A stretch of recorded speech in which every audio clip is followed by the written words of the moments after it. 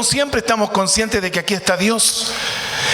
Pero algo tiene que ocurrir, un quebranto en nuestra vida para que nos demos cuenta de que Dios está aquí, de que lo podamos percibir, podamos sentir su presencia o podamos, como en el caso de Isaías, verlo. Isaías lo vio. Y eso, hermano, marca realmente la vida de este profeta. Lo vio por fin. Cuando nosotros llegamos a la casa de Dios, hermanos, es para tener un encuentro con Dios. Llegamos a la casa de Dios para acercarnos a Dios, para ser recogidos, acogidos y sostenidos por Dios. Cada uno de nosotros llega con heridas, llega con cargas, con preocupaciones, con angustias, con necesidades. Y si Dios nos bendice y estamos en plenitud, cierto, de prosperidad, llegamos también con el corazón alegre de celebrar su nombre, de honrarlo, de agradecerle todo lo que Dios nos da, todo lo que Dios nos permite recibir u obtener. Hermanos, todo es bendición de Dios. Nosotros somos su pueblo. Por lo tanto, la realidad de Dios es mucho más real de lo que nuestros ojos naturales ven. Miren, tenemos que nosotros tener esto como principio. Una cosa es la realidad natural y otra cosa es la realidad espiritual.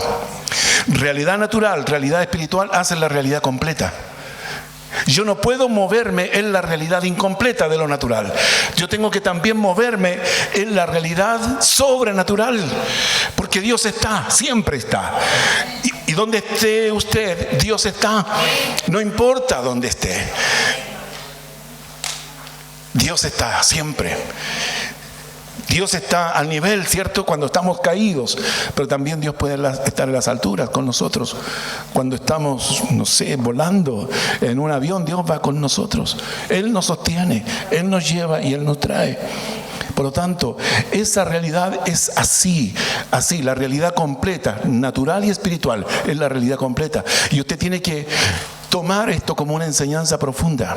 Dios siempre está. Y la realidad completa es esa. De repente, hermanos, se cierran puertas, se bloquean caminos, como que vienen problemas, situaciones difíciles, pero yo tengo que aprender a percibir qué es lo que Dios tiene para mí detrás de esa circunstancia, de esa adversidad. En el caso de Isaías, Isaías había estado siempre en el templo, pero ahora venía en quebranto. Y por venir quebrantado, tuvo esta gran experiencia de ver a Dios. Porque en realidad, hermanos, las crisis preparan para un encuentro con Dios. Las crisis nos preparan para un encuentro con Dios. Dios nunca se movió en la autosuficiencia, en la arrogancia. Dice que Él resiste a los soberbios y a los altivos los mira de lejos. O sea, la forma de encontrarnos con Dios no está ni en la altivez ni en la soberbia. Por lo tanto, las crisis siempre nos preparan para un encuentro con Dios. En el año que murió el rey Usías, pensémoslo de esta forma. Isaías tenía esta relación con su tío rey. Por lo tanto, dicho de una manera, como chilena, estaba Isaías muy apitutado. Claro, como profeta, él podía hacer cierto servicio en el templo, pero era como quien dice un intocable, ¿cierto? Nadie lo podía mirar feo porque era sobrino del rey. Entonces él pensaba de que su seguridad económica, su seguridad laboral, su estabilidad y todo eso estaba en manos del rey. Nada le podía pasar. Pero cuando murió el rey Usías, ¿qué pasó? Se terminó su seguridad. Se terminó. Ya no tiene esta garantía de ser sobrino del rey. Se murió el rey. ¿Cuánto nos pasa que de repente se nos terminó el trabajo y pensamos que hasta ahí nomás llegamos? Hermanos, pero vive Dios. Dios está vivo. Dios no muere. El rey Usías murió y todos los reyes han muerto, pero nuestro Rey de Reyes y Señor de Señores está vivo siempre. Dios no muere. Él siempre está vivo y Él ha venido a darnos vida y vida abundante. Por lo tanto, en esa ocasión para Usías, en la muerte de Usías, murió la seguridad de Isaías, murió la confianza, también su bienestar Murió su expectativa de futuro. Y murió también tantos sueños tal vez. Hay algo que lo puse ahí como pregunta. ¿Te parece que está muy chica la letra? ¿Qué se debe morir en mí para que yo tenga un encuentro como el que tuvo Isaías? ¿Mi autosuficiencia? ¿O dónde yo he puesto mi confianza? Como número 1 puse, Isaías tuvo un encuentro personal con Dios. Dice, vi yo al Señor. No dice vi a Dios, sino que dice vi al Señor. No vi a Jehová o Yahvé, sino que dice vi al Adonai, al Señor. Y dice, lo vi sentado sobre un trono alto y sublime, y sus faldas llenaban el templo. Gracias.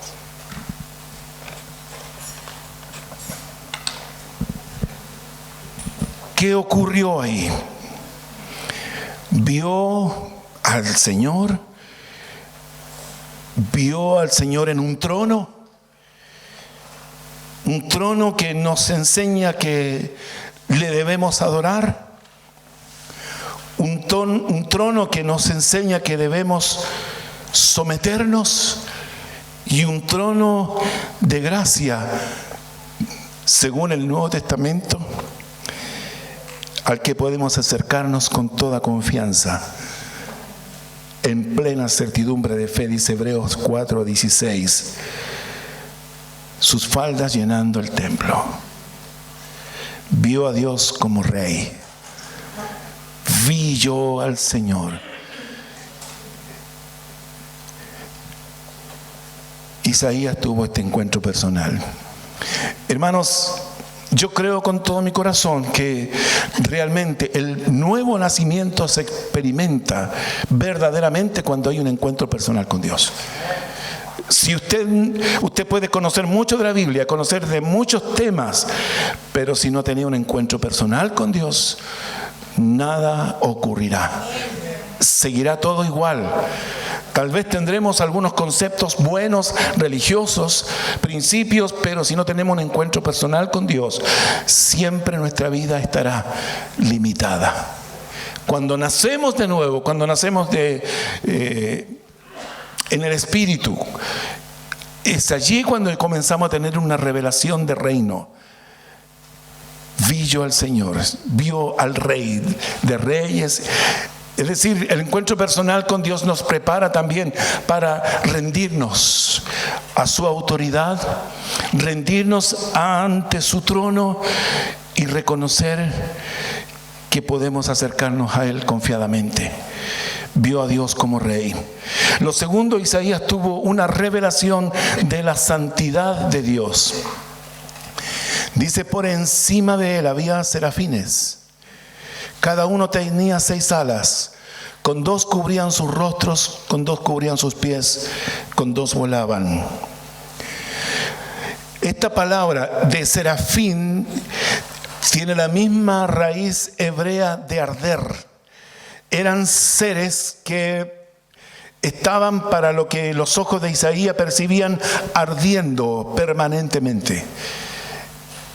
No me imagino cómo habrá sido, pero él los ve brillantes, resplandecientes en un ardor o en un arder. Ya. El comentario de esto dice, estos seres arden de amor por Dios, arden por celo de su gloria, por declarar su gloria, y arden también de odio al pecado. Celo por odio al pecado. Cubrían sus rostros en señal de reverencia. Cubrían sus pies en señal de modestia, a fin de cubrir su cuerpo. Hay una versión un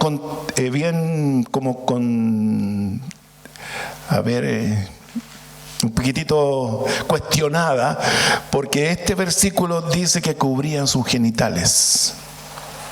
Pero en el fondo es cubrirse, cubrir. Las alas de ellos eran 6. Con 2 cubrían sus pies, con 2 cubrían sus rostros y con 2 volaban. Sus pies en señal de modestia, y con 2 volaban a fin de cumplir cualquier encargo urgente que salga de la boca de Dios o del trono de Dios. Ellos estaban alados, entonces podían desplazarse rápidamente a cualquier parte del mundo. De hecho, nosotros hemos visto algunos pasajes que nos hablan del ministerio de los ángeles. Estos seres declaraban 3 veces santo. Es el énfasis de estas criaturas: santo, santo, santo. Dice, el uno al otro daba voces. Es decir, era un canto antifonal donde esta declaración era reiterada, ratificada, repetida el uno al otro. Imagínense cómo sería para Isaías observar todo esto que está aconteciendo ante sus ojos. La santidad de Dios. Tan potente era esta voz. Dice que la casa se llenó de la gloria. Esa chequina, ese humo o esa nube de gloria comienza a descender y a llenar toda la casa por esta presencia tan gloriosa de Dios. Dígame, hermano, si usted no se emociona cuando en un ambiente de adoración, como que entramos en una atmósfera diferente y empezamos a percibir la presencia de Dios, a darnos cuenta de que Dios comienza a manifestarse y a tocarnos. ¿Cómo habrá sido para Isaías observar ahora que esta chequina, esta gloria de Dios, comienza a descender? Él nunca había escuchado tal declaración de la santidad de Dios. Hermanos, y de alguna manera ese es el mensaje que Dios quiere que nosotros asimilemos acerca de su santidad. Relacionarnos con un Dios santo demanda también de nosotros una santidad o una búsqueda de la santidad. Isaías nunca había tomado conocimiento también de que toda la tierra, Dios no es un Dios que está limitado al templo, sino que a toda la tierra. La majestad de Dios y la santidad de Dios van juntas. No podemos dejar de relacionar estos atributos de Dios. Dios siempre es santo. Dice, los quiciales de las puertas se estremecieron con la voz del que clamaba y la casa se llenó de humo. Imagínense cómo se sacudía todo eso. Los vidrios, los pilares, todo lo que era la construcción estaba siendo estremecida como una hoja de papel por la potente voz de estos ángeles que comunicaban el uno al otro la santidad de Dios. ¿Qué ocurrió entonces con eso? Isaías tomó conciencia de su condición de pecador. Entonces dije, ay de mí, que soy muerto, porque siendo hombre inmundo de labios. Hermanos amados, cuando estamos cerca de Dios, dígame si usted no se acuerda de sus pecados. Cuando Dios se manifiesta, dígame si usted no se acuerda de sus malos pensamientos, de sus malas acciones. ¿Cómo habrá sido para Isaías? ¡Ay de mí! Cuando estamos cerca de Dios nos vemos tal cual somos. Usted sabe que de noche todos los gatos son negros, así dicen, ¿cierto? Pero de día son de diferentes colores. Y mientras más alumbre el sol, más conciencia tomamos de las manchas que tenemos. Cuando nos ilumina el sol de justicia, ahí nos damos cuenta que no era nada, no estoy tan limpiecito como yo creía. Hermano, eso es. Encontrarnos con Dios también nos hace ser conscientes de nuestros pecados. de nuestras malas actitudes, de nuestras malas motivaciones. Cuando estamos cerca de Dios nos vemos tal cual somos. Por lo tanto, nuestra medida no es compararnos con el mundo, sino que siempre el desafío es acercarnos a Dios para ir creciendo y mejorando. Porque usted siempre será mejor que los del mundo. Pero ¿será eso la medida que Dios espera de usted? Nuestra medida debe ser lo que nos indica la palabra de Dios.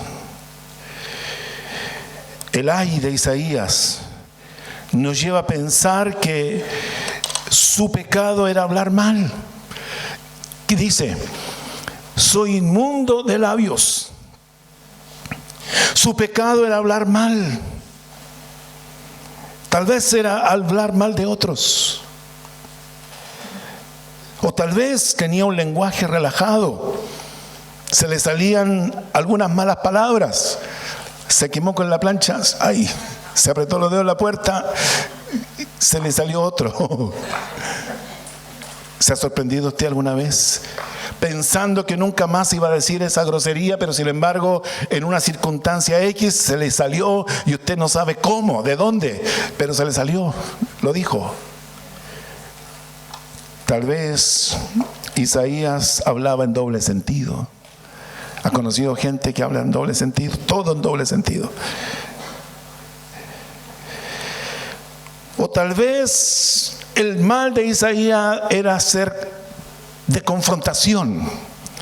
Era una persona que no le importaba herir, decía la verdad y lo decía cara a cara, y no importa si la persona quedaba hecha, molida con tal afirmación. Hay gente así y se jactan de su franqueza, se jactan de ser tan directos, pero no miden las consecuencias de cuánto dolor pueden dejar o provocar. Yo sé que ese es un defecto de nosotros, los chilenos, que no somos directos. Y hubo mucha comidilla con el tema de que lo pensamos pero no lo decimos. Pero hay otros que son los que lo dicen y después lo piensan. Pero tal vez el problema de Isaías era de ser demasiado confrontacional. Confrontar directamente, no importa cuánto dolor.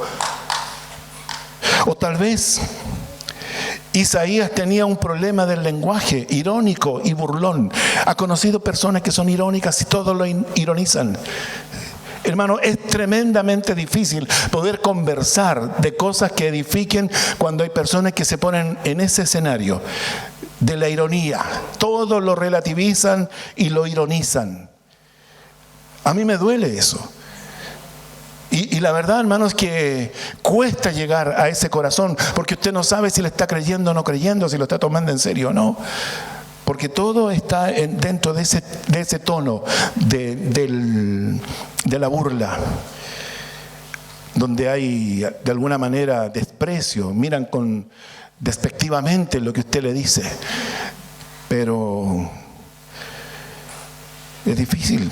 O tal vez Isaías reconoció que era un hombre legalista. ¿Cuántas veces aparece un ay para los demás en el capítulo 5? ¿Se recuerda? 6 veces aparece ay para los otros, no para mí. Y a veces nos planteamos también nosotros en ese mismo escenario de que ellos son los que se condenarán. Yo no, porque yo soy puro triguito. Así. Pero ahora Isaías, cuando tiene el encuentro con Dios, se da cuenta de que su boca era su principal piedra de tropiezo. Lo que él decía.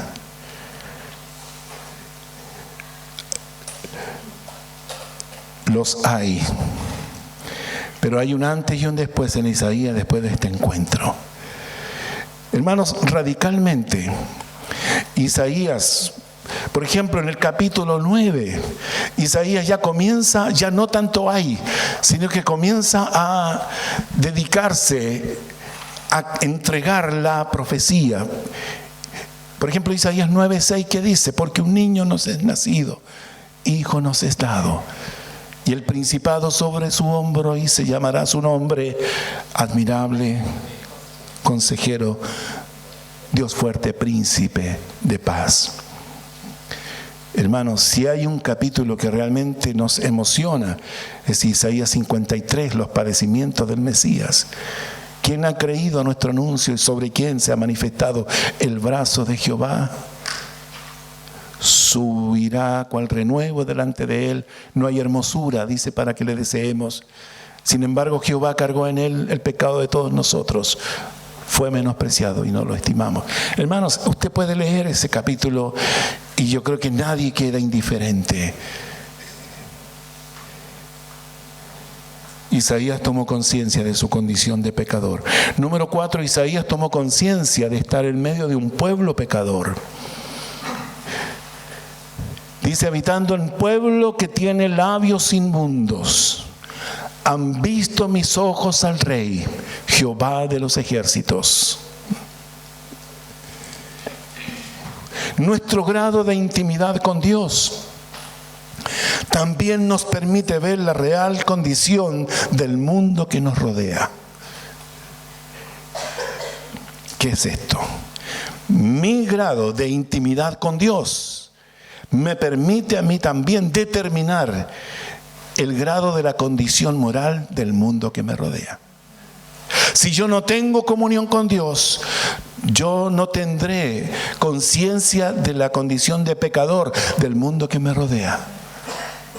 Mientras más me acerco a Dios, más revelación tengo de la verdadera condición de la sociedad en la que vivo.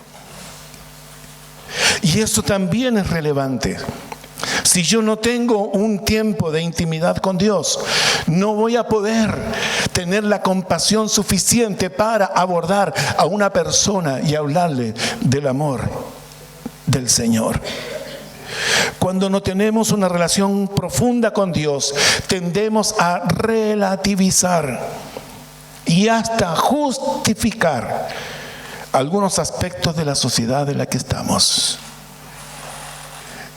Si Dios ve al mundo perdido, yo tengo que también verlo en esa condición. De tal manera amó Dios al mundo que ha dado a su Hijo. O sea, Dios puede ver el comportamiento social, cómo ha ido degradándose el ser humano en la sociedad.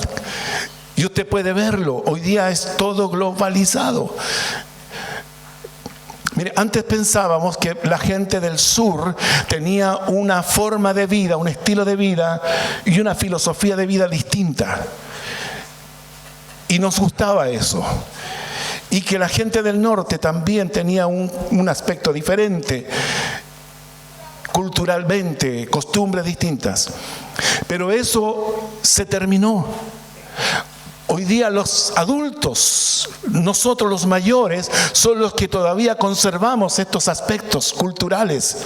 Sin embargo, los jóvenes de hoy ya está absolutamente masificado, globalizado. El comportamiento de los jóvenes hoy día es uno solo. Viva aquí, vive en Estados Unidos, vive en Europa o vive en el sur de Chile, los jóvenes están globalizados. Esto es. Hermanos, y con esto ellos están accediendo a todo y conocen todo, saben todo. Mire, usted puede estar diciendo algo interesante, relevante, pero él está chequeándolo con esto, está consultando si usted está diciendo la verdad o está mintiendo. Y eso es lo que ocurre. Qué pena, pero así es. Los niños de hoy están accediendo a toda esta información. Todo está conectado, todo está de alguna manera globalizado. Por lo tanto, nuestro grado de intimidad con Dios nos permite ver la real condición del mundo que nos rodea. Cuando no tenemos una relación profunda con Dios, siempre tendremos la tendencia a relativizar y justificar. Cuando no tenemos una profunda relación con Dios, somos susceptibles también de desviarnos y hasta de abrazar otras causas. Porque la presión social nos absorbe. Y a veces sentimos, hermanos, que la necesidad de la sociedad es más grande. Y yo me involucro en esa causa, entre comillas, honorable, pero estoy descuidando mi relación con Dios. Entonces hoy día la sociedad premia y honra a aquellos que han abrazado las causas sociales. Y qué pena que el apetito sea enfocarnos en abrazar una causa social, dejando de lado a nuestra relación más importante, que debe ser nuestra relación con Dios.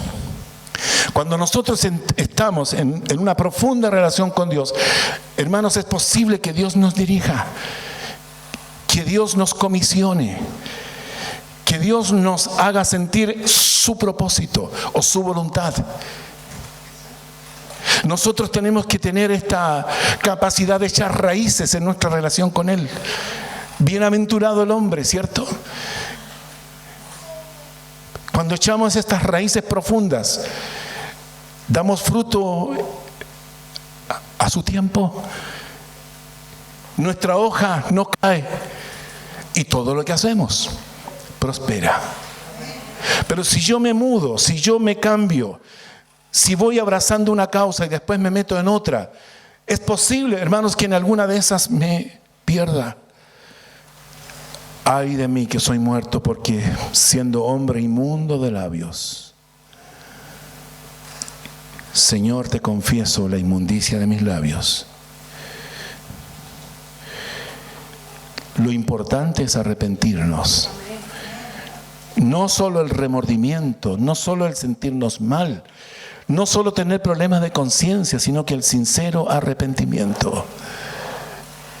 Yo me declaro un hombre inmundo de labios y te lo confieso, Señor. Ese era su pecado. ¿Cuántas cosas hemos tenido que confesarle a Dios? Reconocerlas con toda su letra. No culpar al otro. En ese momento está Isaías y Dios.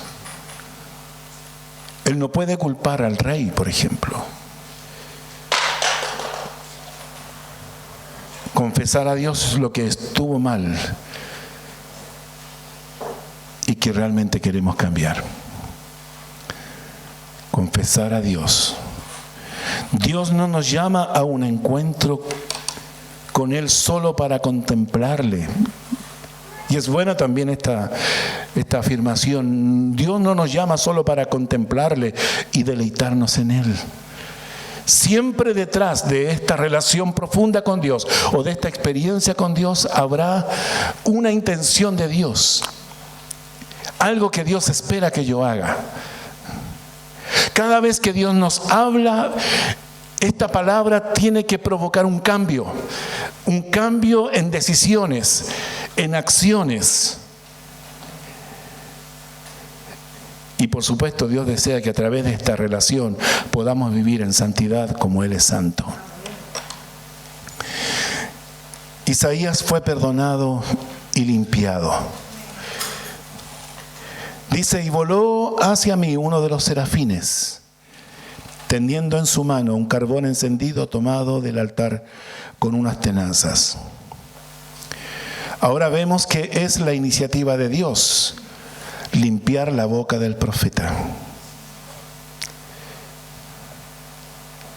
Voló uno de los serafines con este carbón encendido.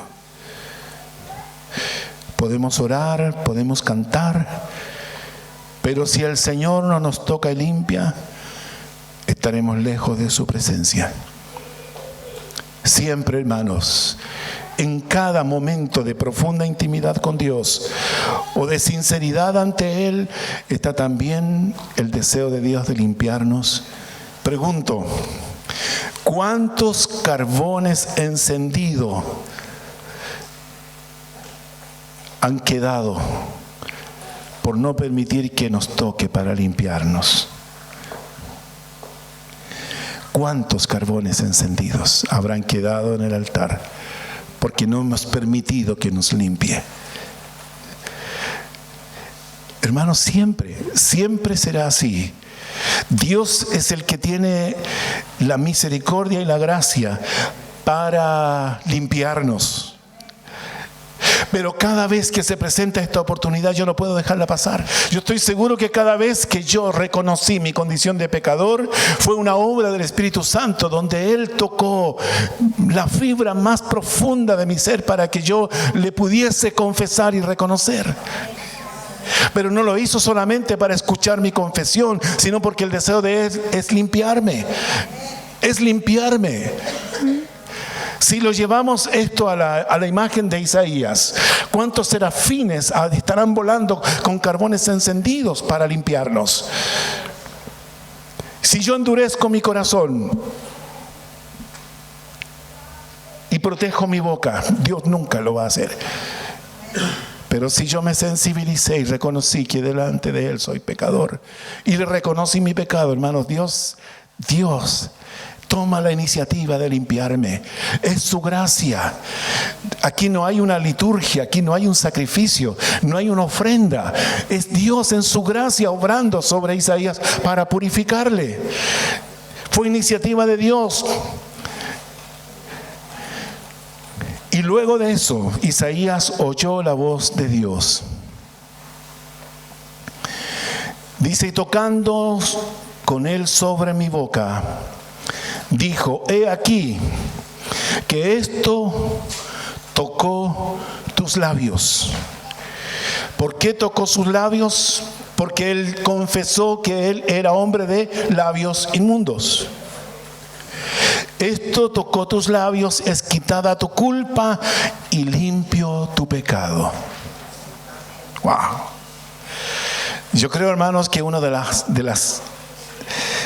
los estados más gloriosos que nosotros podemos experimentar es sentir el perdón de Dios.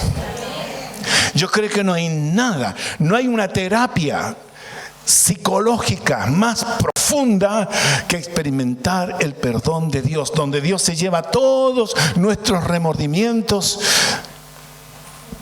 todas aquellas cosas que fueron como fantasmas que nos persiguieron toda la vida, errores que cometimos, y el acusador siempre nos estuvo recordando que éramos inmerecedores del amor y de la gracia de Dios. Pero sin embargo, cuando Dios nos tocó y sentimos su perdón, dígame si eso no fue algo glorioso.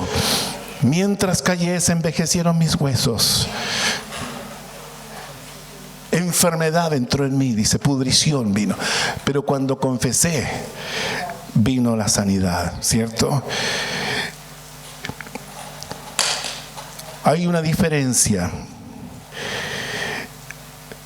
en escuchar un mensaje de Dios y escuchar la voz de Dios.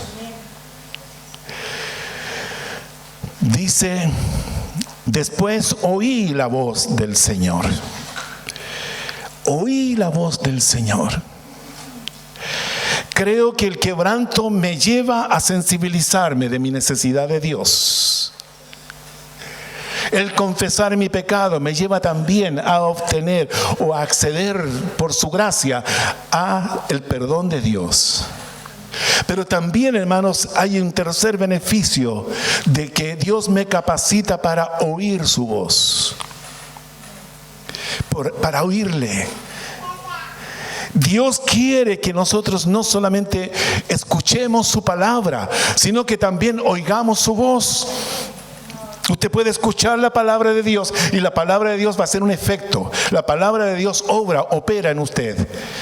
Pero hay algo mucho más profundo cuando es la voz de Dios. Y la voz de Dios debe ser siempre nuestro gran desafío.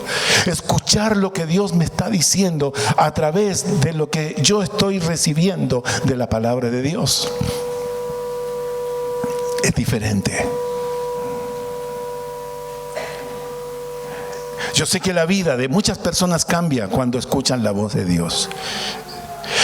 Hermanos, los misioneros, por ejemplo, no son personas que se les ocurrió ir a tal o cual lugar. Recibieron una instrucción específica de Dios. La mayoría de los pastores son pastores porque escucharon la voz de Dios. Y eso es. Yo debo enfocarme en afinar mi oído. Y creo que la condición de sentirme perdonado también, de alguna manera, abre mis oídos espirituales para escuchar su voz. Este capítulo termina donde los oídos se cerraron al mensaje de Isaías, porque no quisieron arrepentirse. Sin embargo, el arrepentimiento de Isaías provocó también de que su oído espiritual se abriera.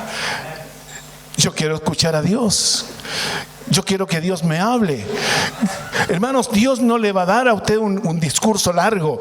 Simplemente puede ser una instrucción de 2 o 3 palabras, pero esas 2 o 3 palabras, si usted las pone en práctica, pueden cambiar drásticamente su vida, su ministerio. Pueden hacer un cambio radical en lo que usted ha estado haciendo, porque Dios así lo hace. Solo después de su purificación, el profeta pudo oír la voz del Señor. ¿A quién enviaré? ¿Y quién irá por nosotros? ¿A quién iré? Dios anunció que tenía una misión para la cual necesitaba un mensajero. Esa expresión, ¿a quién enviaré y quién irá?, indica que el llamado de Dios obedece a una madura deliberación. Es Dios quien había de alguna manera preparado a Isaías. El quebranto de Isaías, donde se terminó la seguridad de Isaías para volcarla a Dios, pero ahora es Dios el que no solamente quiere perdonarle, sino que también comisionarle, enviarle. Y en esa deliberación, en esa pregunta, algunos lo atribuyen a la Trinidad, dialogando consigo misma acerca de esto. O en la consulta, me imagino yo, en esos tronos y esos escenarios donde están los ángeles, los arcángeles, pero está la voz, no para los ángeles, sino que es la voz que Dios quiere que Isaías escuche. ¿A quién enviaré y quién irá por nosotros?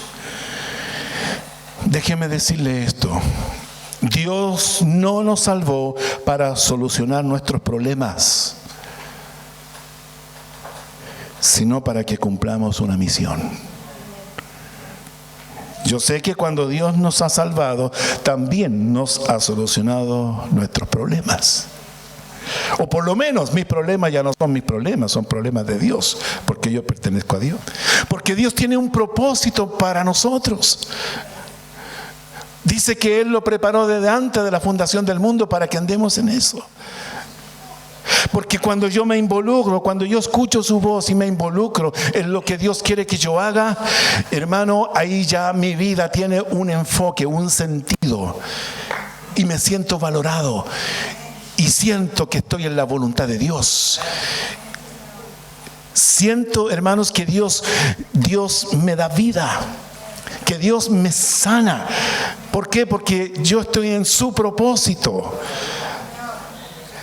Dios es el que está conmigo en la misión que Él me encomienda. Por lo tanto, yo disfruto de esa cobertura, de esa provisión abundante de Dios, porque Él está interesado en que yo cumpla el propósito que Él tiene para mí. ¿Y cómo yo obtengo eso? Cuando le digo: Señor, aquí estoy. Cuando yo escucho su voz. El llamado de Dios, hermanos, siempre será algo que nos confronte. A mí me confronta eso.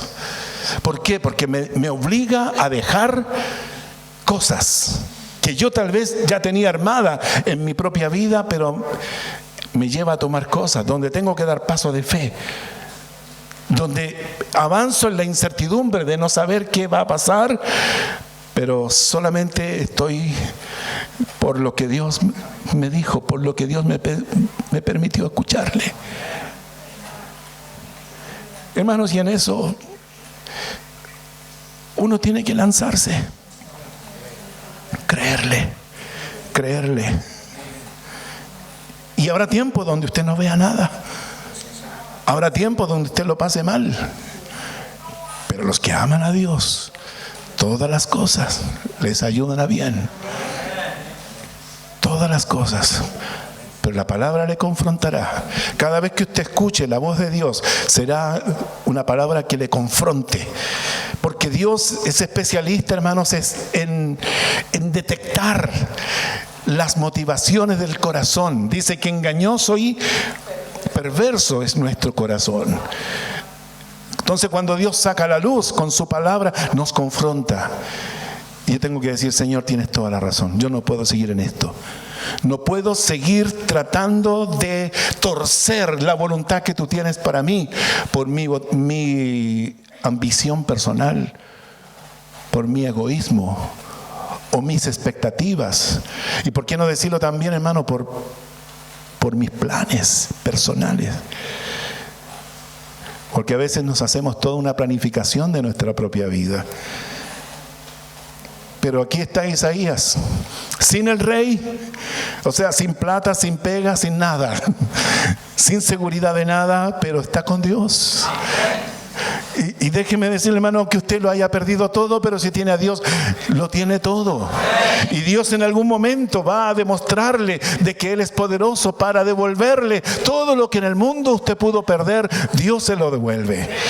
Por lo tanto, el llamado de Dios nos confronta, y también el llamado de Dios nos lleva a tomar decisiones. Y esas decisiones tienen que ser a la velocidad de los ángeles, rápida, volando.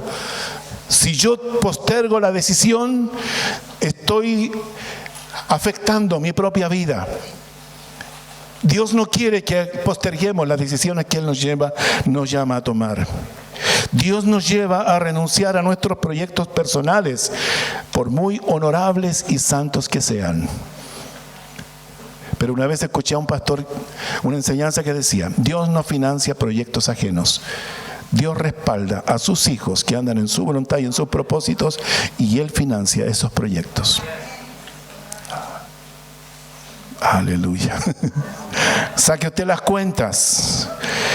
El llamado de Dios también nos lleva a dejar la comodidad de lo que nos gusta.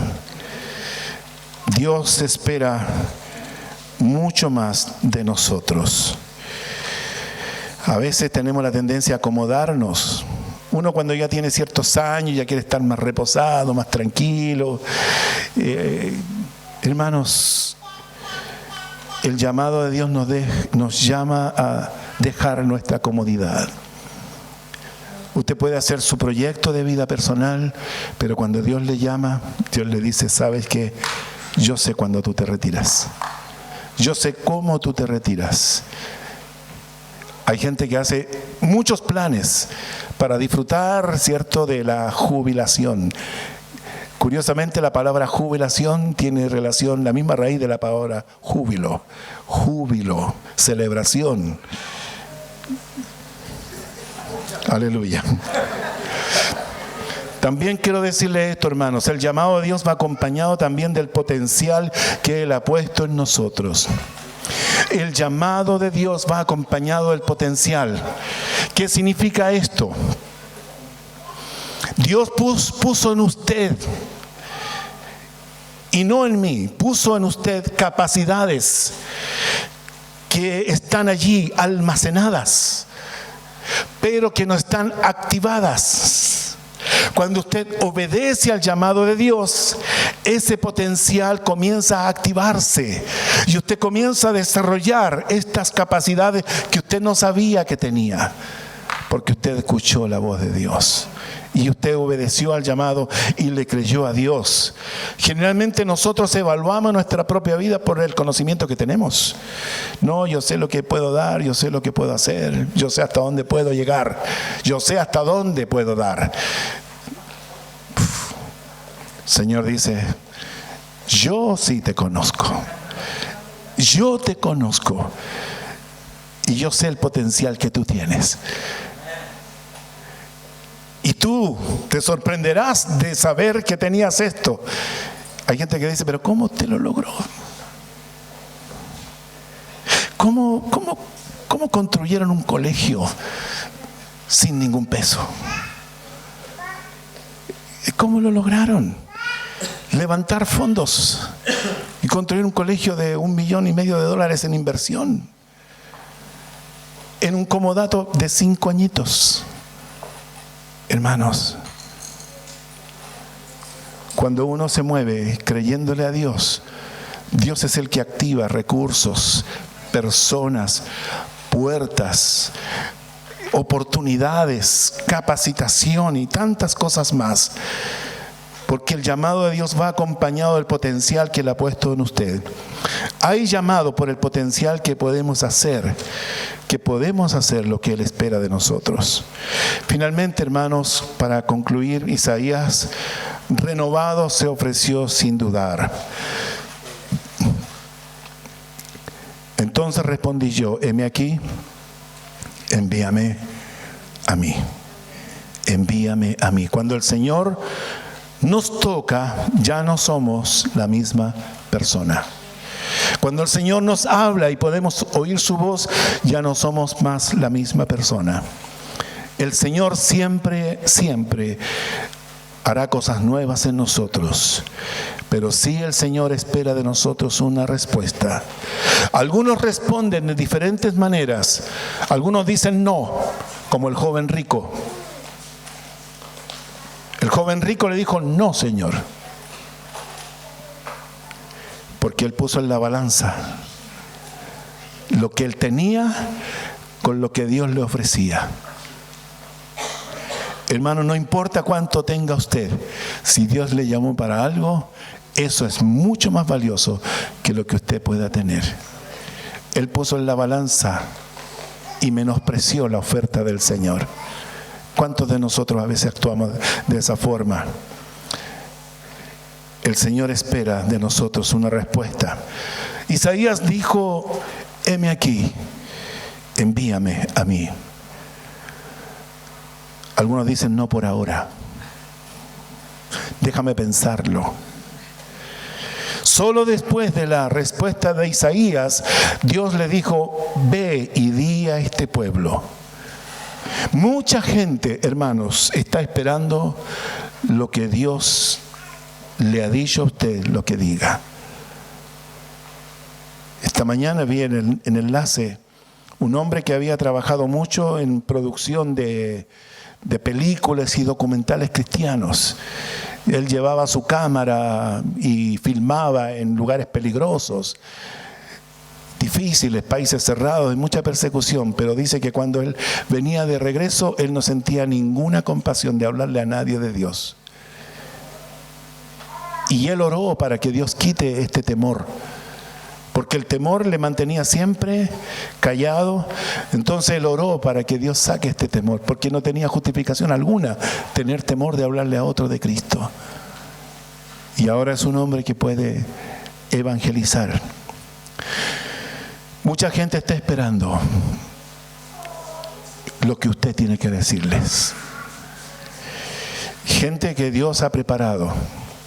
Aprendí en estos días una enseñanza de un hombre de Dios, siendo él no pentecostal, pero él dijo lo siguiente: cada mañana, yo oro y diciendo: Señor, pon en mi camino en este día la persona que tú preparaste para que yo le hable de ti. Y segundo, abre mis oídos. Mi oído para escuchar a esa persona. Y mi oído para oírte a ti, para lo que yo debo decirle. Conclusión: Isaías es enviado a predecir la ruina de su pueblo. Que el pueblo va a ser oídos sordos a su mensaje.